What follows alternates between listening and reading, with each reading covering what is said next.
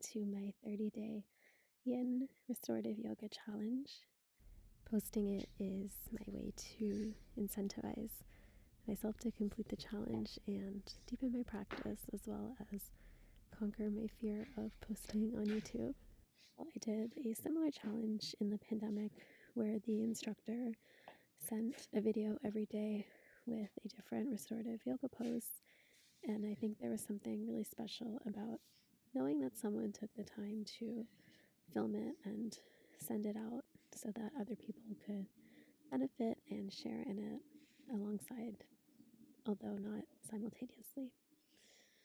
So the first pose that I'm going to do in my challenge is really the essential pose to all of yoga, which is savasana. Honestly, you could do it in bed. You don't really need much. I'm going to do it from the floor because I just find that since the pose is not much different from laying down like I would to sleep, I do have a tendency to fall asleep in it if I do it on bed. I have a tendency to fall asleep on the floor as well. And so I'm going to use a mat and blanket to support the mat a little bit more, make it a bit more cushioned. A bolster for under my knees. You could use some pillows there from your bed or folded blankets. I'm going to use my cat's bed as an ordinary pillow. You could use folded blankets there as well if you didn't have a pillow.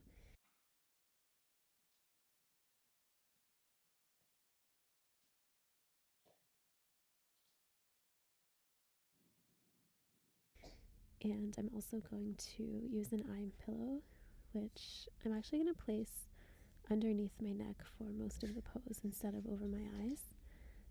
I microwaved it, so it's really hot, and I just feel like the heat behind my neck is a bit more nourishing.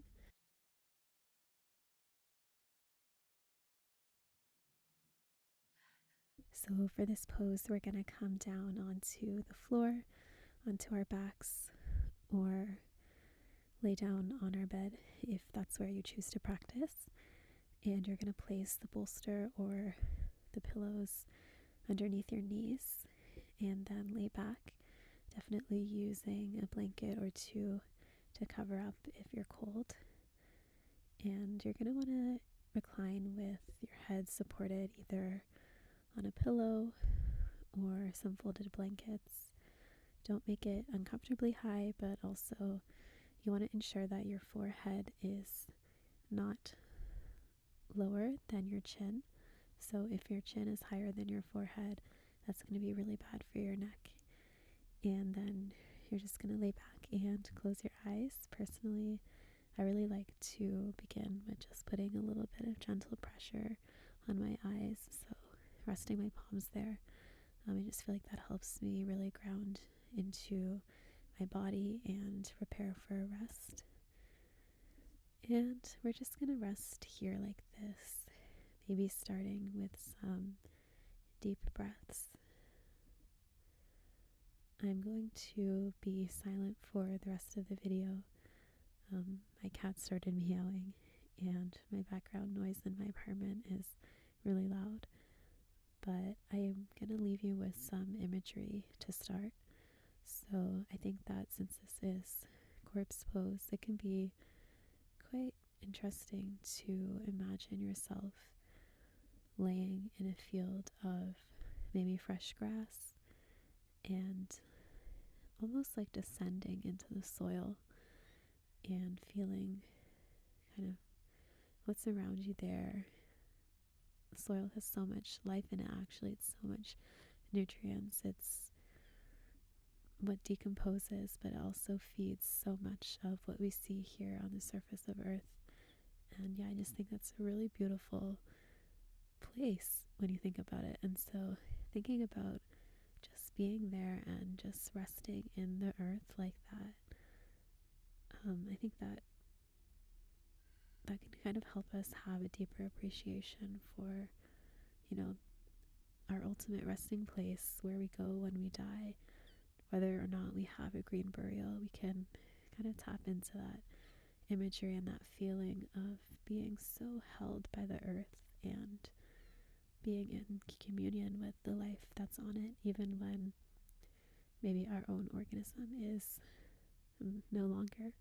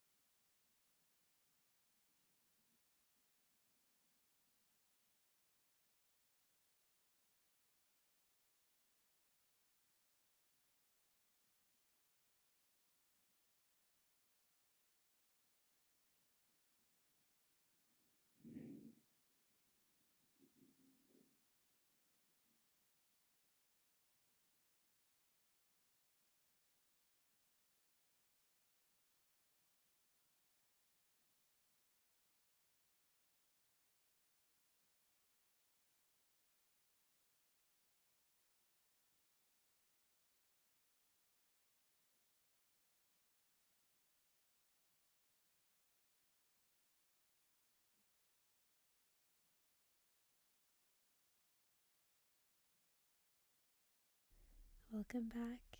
If you stayed as long as me, I invite you to gently just come back into your body, into the space.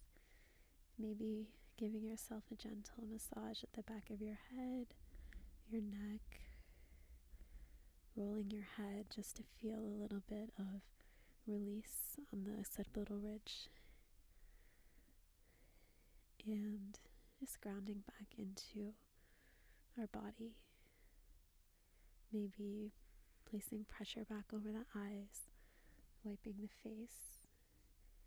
And before I left you, I invited you to think of the imagery of resting into the soil, kind of as a way to feel more deeply into what's literally known as corpse pose. And I wanted to close off this practice by inviting you to roll onto your side into a comfortable fetal position and listening to a reflection that was written by a man called Ajahn Munindo. And the reflection goes like this. It is okay to think about death and to talk about the fact that we will all die. Indeed, it is wise to do so. If we deny the awareness of our mortality, the fear of it remains hidden underground. With this avoidance of reality comes diminishing aliveness and increased confusion. Cultivating mindfulness around the subject of death, we discover that to the degree that we admit reality, there is a corresponding increase in clarity and contentment. This is the contentment that leads to meaningful peace.